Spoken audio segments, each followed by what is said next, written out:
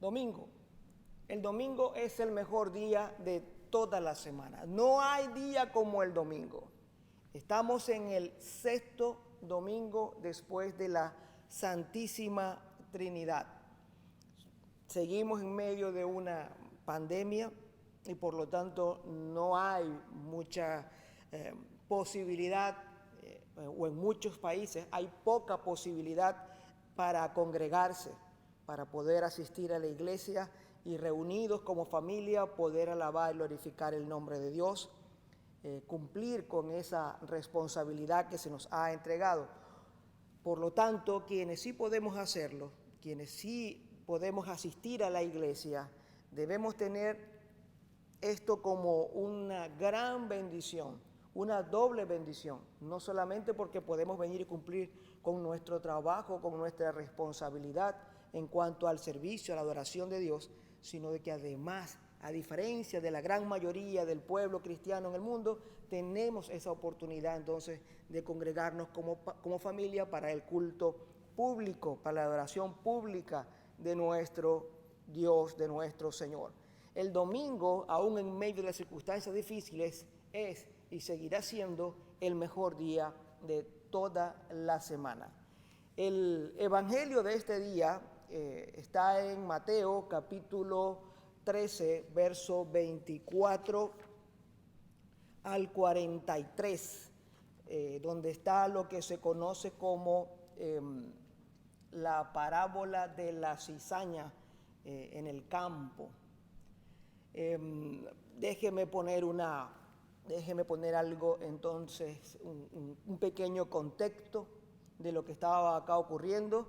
Jesús estaba en lo que se presume es su casa en Cafarnaúm y va al mar. La gente le sigue y para enseñarles, él toma una barca, se adentra unos metros y comienza a enseñarles con parábolas. La semana pasada hablamos acerca de la parábola del sembrador y dijimos algunas cosas que son bien interesantes. Les recuerdo que allí se describe las diferentes formas de ser de las personas o las características que nos permiten distinguir a las diferentes o a las personas, entendiendo que en esa oportunidad el Señor es quien salía a sembrar y que la tierra éramos nosotros. En esa parábola, la semilla que el Señor sembraba era la palabra de Dios y ésta iba a germinar y a producir fruto solamente en aquellas personas que representaban la buena tierra y que estos iban a producir fruto al 30, al 60 y al 100 por uno. Explicábamos que solamente aquellos que están produciendo frutos para el Señor, aquellos que están dando frutos evidentes en obras de misericordia y de fe, son este grupo que son la buena tierra. Y el Señor está mostrando claramente que hay entonces un grupo de personas que podemos, según la parábola de hoy, ya voy a entrar en eso, llamarlos hijos de Dios y otros que no. Y aquellos que aún pensando que son hijos de Dios, porque tienen una conducta moral, vamos a ponerle incluso como intachable, pero que no tienen a Dios como su centro, están equivocados. Y eso es una clara enseñanza en las parábolas. Las parábolas nos permiten entender la forma como el Señor escogió para llamar la atención del pueblo, para sacudirlos y hacerles entender la realidad de todas las cosas. En este día entonces Jesús va a hablarles en parábola y es entonces lo que conocemos como la parábola de la cizaña, que dice de esta manera. Permítame leer solamente un fragmento porque es bastante larga. El reino de los cielos puede compararse a un hombre que sembró buena semilla en el campo, Pero mientras los hombres dormían, vino su enemigo y sembró cizaña entre el trigo y se fue. Cuando el trigo brotó, produjo grano, entonces apareció también la cizaña. Y los siervos del dueño fueron y le dijeron: Señor, ¿no sembraste buena semilla en tu campo? ¿Cómo puede entonces haber cizaña? Luego entonces le pidieron que si quería que las recogiera, que las cortaran, y el Señor entonces de esta parábola le dice que no, que hay que esperar el tiempo de la cosecha. Finalmente, los discípulos se reúnen con el Señor y le preguntan y le piden que le interprete, que les haga entender la parábola de ese día, que nos toca este día. Y fíjense que aun cuando el Señor explica la parábola, todavía aún hay quienes interpretan de manera incorrecta la parábola. Mire la interpretación que el Señor les da. Dice: el que siembra la buena semilla es el Hijo del Hombre, es decir, Él. La vez pasada también era Él el sembrador. El que siembra la buena semilla es el Hijo del Hombre. El campo es el mundo. ¿Qué cosa es el campo? El mundo. La buena semilla son los que pertenecen al reino. La cizaña son los que pertenecen al maligno. Y el enemigo que la siembra es el demonio. La cosecha es el fin del mundo y los cosechadores son los ángeles. Así como se arranca la cizaña y se le quema en el fuego, de la misma manera sucederá al fin del mundo. El Hijo del Hombre enviará a sus ángeles y estos quitarán de su reino a todos los que sirven de tropiezo y a los que hacen el mal, y los arrojarán en el horno ardiente. Y allí habrá llanto y rechinar de dientes. Entonces los justos resplandecerán como el sol en el reino de su Padre. Y finalmente dice: el que tiene oídos, que oiga. ¿Cuánto tiempo hace que tú que estás acá o que me estás mirando, que me estás oyendo, no meditas por unos segundos en lo que tiene que ver con la segunda venida de nuestro Señor? ¿Cuánto tiempo hace que no piensas en esa segunda venida? Que no meditas en cuanto a la forma, lo maravilloso, lo temible, lo terrible para algunos, lo glorioso para otros. ¿Por qué terrible y temible para unos y por qué gloriosos para otros? Porque los que están esperando al Señor, para ellos será glorioso, pero para aquellos que han vivido y que viven como que si Dios no fuera Señor, para ellos será un día terrible y temible. Pero la verdad cierta es que el Señor un día ha de venir, pero nosotros, la sociedad, tiende a olvidar y a tener esto como, no sé, como una anécdota, como una historia, como una leyenda tal vez, o sí lo creen, pero será dentro de tantísimo tiempo, pues que los que estén vivos dentro de no sé cuántos miles de años más tendrán que ocuparse de eso. Yo me ocupo ahora de otras cosas. Y eso no nos lo podemos permitir. ¿Por qué? Porque cuando olvidamos que estas cosas que nosotros vemos y aquello que brinda soporte y seguridad a este mundo, un día ha de terminar y va a pasar, entonces tenemos la oportunidad de poner nuestros ojos en aquello que es verdadero, que es estable, que es eterno. La segunda venida del Señor ha de suceder y va a marcar el fin de este siglo, va a marcar el fin de este mundo, y el mundo no será nunca más como lo hemos visto y como lo hemos conocido. No será nunca más así. Las cosas que hoy tienen valor, pues no la tendrán para nada. No habrá ese día quien tenga la suficiente capacidad, riqueza, poder, dominio, señorío, que pueda detener el juicio que Dios hará en él o sobre él, o el juicio de Dios que caerá sobre todos, y que solamente aquellos que hayan sido escogidos, apartados por los ángeles de Dios como los hijos de Dios, entonces serán solamente ellos, ese grupo, quienes podrán permanecer firmes al final del tiempo y reunirse en esa unión especial y particular que un día se dará y sucederá de nosotros como hijos con nuestro Padre Dios. Pero no podemos perder el foco, eso ha de suceder. Yo en estos días estuve viendo una entrevista de una persona que no quiero realmente nombrar porque es un tipo terrible, multimillonario, que promueve todo aquello que va en contra de la palabra de Dios, contra los deseos de Dios. Es un promotor del anticristianismo en todas sus formas. Como este hombre, siendo judío de nacimiento, podía decir que en el tiempo pues ya mucho mayor hoy día, 90 y tantos años, podía entregar a sus hermanos judíos a cambio de su vida, a cambio de su propia vida. Él decía, bueno, si yo no lo hacía, lo iba a hacer otro. Mejor que lo hiciera yo porque así yo iba a sobrevivir. Pero sobrevivió a costa de entregar a la muerte a un sinnúmero de familias, de hombres, de mujeres y de niños. ¿Dónde tenía puestos los ojos este hombre? Un jovencito en esa oportunidad, en ese tiempo. ¿Dónde estaba puesta su mirada? ¿En Dios? Por supuesto que no. Para él lo más importante era sobrevivir, era él lo más importante que podía existir en este mundo.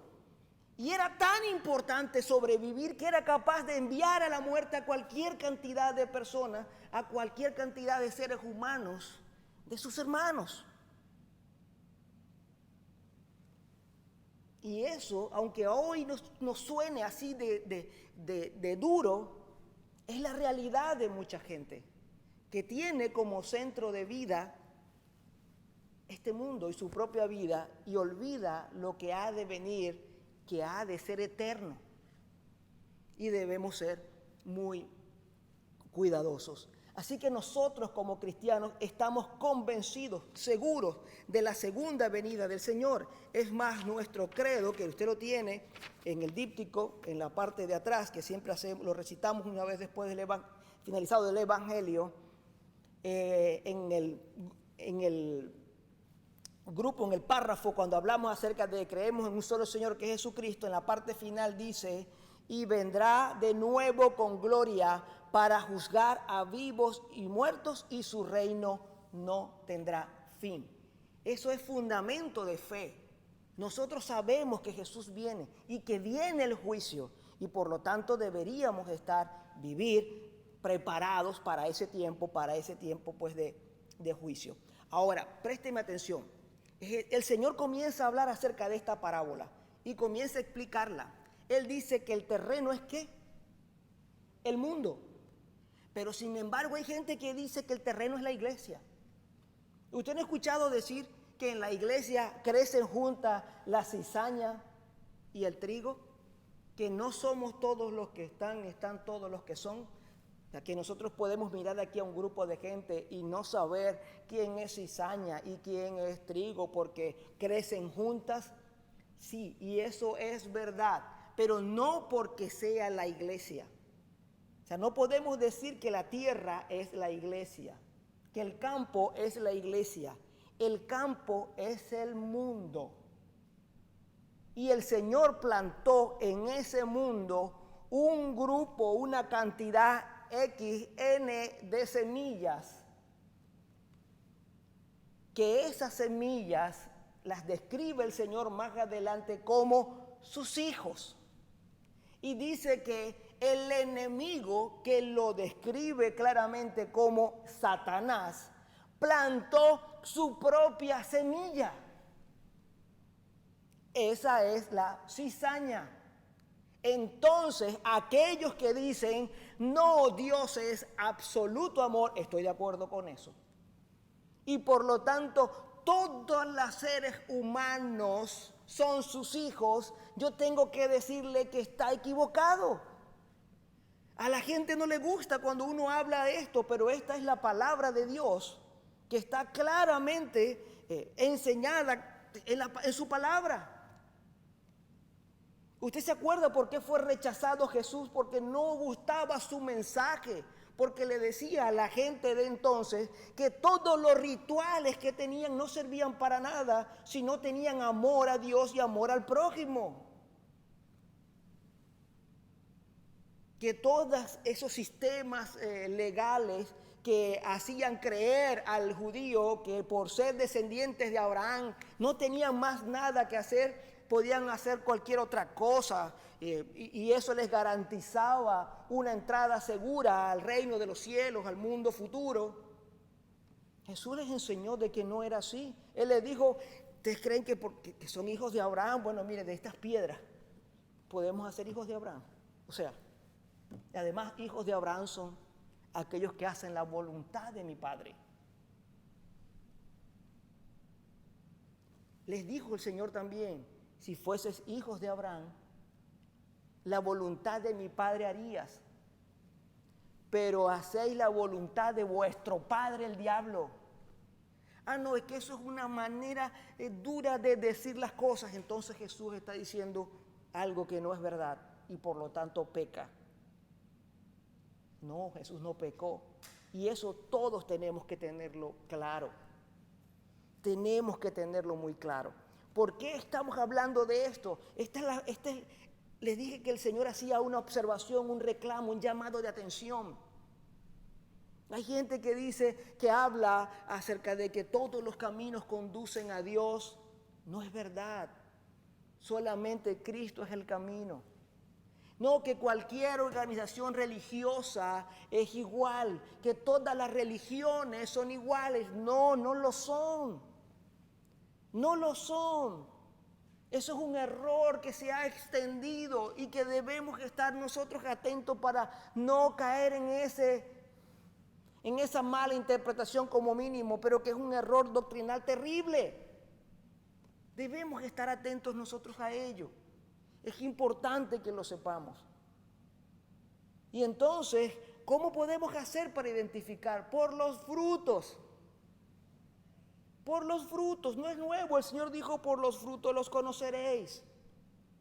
Ahora, una diferencia que nosotros, católicos anglicanos, tenemos con los católicos romanos, es en cuanto a la doctrina de la iglesia como sacramento de salvación.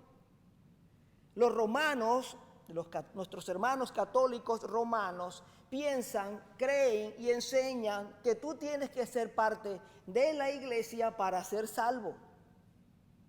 Suena bien, suena bonito, pero no es verdad. La Biblia enseña que hay que ser salvo para ser parte de la iglesia, que son dos cosas parecidas pero que no son iguales. Si la primera fuera verdad, todo aquel que va a la iglesia se salva. Y nosotros sabemos que eso no es verdad. Por allí vimos, por ejemplo, hay una foto de Hitler saliendo de una iglesia. Y me van a decir alguien que Hitler tuvo una vida que demostró que era un cristiano ferviente. Absolutamente no. ¿Cómo creemos? Como enseñan las Escrituras. El que es salvo es parte de la iglesia. Porque la iglesia, la cabeza de la iglesia no es el Papa. La cabeza de la iglesia es Cristo. Y nosotros, todos los salvos, formamos su cuerpo. Esa es la iglesia. Que existen organizaciones terrenas para administrar las múltiples gracias de Dios. Sí, yo estoy de acuerdo con eso. Eso es escritural. Para eso están allí los sacramentos como medio de gracia. El arca de Noé no es tipo de la iglesia. Noé no es tipo del Papa. Ni el arca es tipo de la organización esa eclesiástica que es la Iglesia Católica Romana. No es tipo de eso. El arca es tipo de Cristo. Es tipo de Cristo. Entonces, allí en esa diferencia no parece tan notoria, pero es sumamente importante. Hacemos entonces diferencia entre cizaña y trigo. ¿Cuáles son las diferencias principales? La espiga de una y del otro son casi iguales. Hace tal vez un año y medio atrás enseñamos al respecto y si mal no recuerdo trajimos una lámina y mostramos la espiga de una y la espiga de la otra y prácticamente no había diferencia. Incluso la cizaña, el capullo donde brota su fruto es parecido, pero el tallo de la cizaña es rígido, es duro. Y el fruto de la cizaña, y vuelvo a decir fruto entre comillas, porque el capullo está vacío y lo que está dentro no es un fruto, y si alguien consume eso es tóxico. Mire todas las cosas que esto implica. A diferencia de el trigo, que su espiga es débil. Bueno, no vamos a utilizar la palabra débil, vamos a utilizarla flexible. Y por lo tanto no es rígida. Y por lo tanto, cuando el capullo se llena de fruto, hay un peso en la parte superior de la espiga y hace que la espiga se doble. Entonces, usted tal vez pueda entender que para el momento de la siega habrá una erguida con un falso capullo de fruto y habrá otra muy similar que por su fruto está erguida, está doblada, está inclinada. Y eso nos permite entender, y eso nos permite a nosotros entender que el que es de Dios es humilde y sencillo y produce los frutos esperados por Dios. Sus frutos son para bien, no son en ningún caso tóxicos. En cambio, la espiga, el que es cizaña, aunque es muy parecido, aunque aparenta tener fruto, está tan rígido, tan erguido, es tan orgulloso que presenta frutos y es tan parecido que hace creer a cualquiera, pero no es verdadero trigo. Por eso, cuando venga el momento de la siega, cuando los ángeles aparezcan, porque un día aparecerán, entonces dice el Señor que estos tomarán del mundo a todos aquellos que no están inclinados por el peso de su fruto, del buen fruto, y serán tomados y atados como manojo y llevados al lugar de tormento. Allí, dice el Señor, será el llanto y el crujir, el rechinar de dientes. ¿Sabe qué es este rechinar? Perdón. ¿Sabe qué es este rechinar? Es esto. Oh, qué rabia. ¿Por qué me haces esto? ¿Por qué a mí? ¿Por qué yo? Yo no me merezco.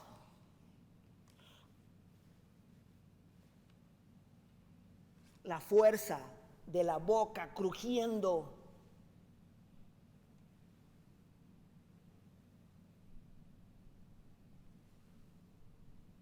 Hay que estar claro de que el fin de los tiempos vendrá y que estas cosas que vivimos no son eternas, ni son las que deben ser el centro de nuestra vida, ni deben ser las que alimenten nuestra alma, nuestro corazón, sino la palabra de Dios. Solo Dios puede cambiar nuestra manera de vivir, solo Él puede cambiar nuestra forma de pensar, solo Él puede cambiar nuestra manera de sentir, porque no es que Él es capaz de sacar lo mejor que hay en nosotros. Él mira y entonces ve que dentro de nosotros hay algo bueno, pero que no hemos sabido explotar. Y entonces Él viene y nos toca y nos permite una evolución y un desarrollo de ese ser interior que está oculto y nos permite entonces explotar el potencial enorme que tenemos. No significa eso. Significa que Él toma todo eso que no sirve para nada, lo saca, lo quita y nos permite nacer de nuevo. Y entonces abrimos nuestros ojos a un mundo diferente. Entonces pierde atractivo las grandes posesiones, los grandes capitales, las adquisiciones de las cosas materiales. Y nuestra vida renace a ese mundo espiritual eterno y reconocemos a Jesús como nuestro Señor y vemos su magnificencia y vemos su poder y vemos su gloria. Y cuando la miramos, a la vez que sentimos que nuestro corazón está ya viendo semejante gloria, a la vez sentimos nuestro corazón que se humilla, puesto que se reconoce tan débil, tan pequeño, tan irrelevante, tan pobre delante de esa majestad suprema.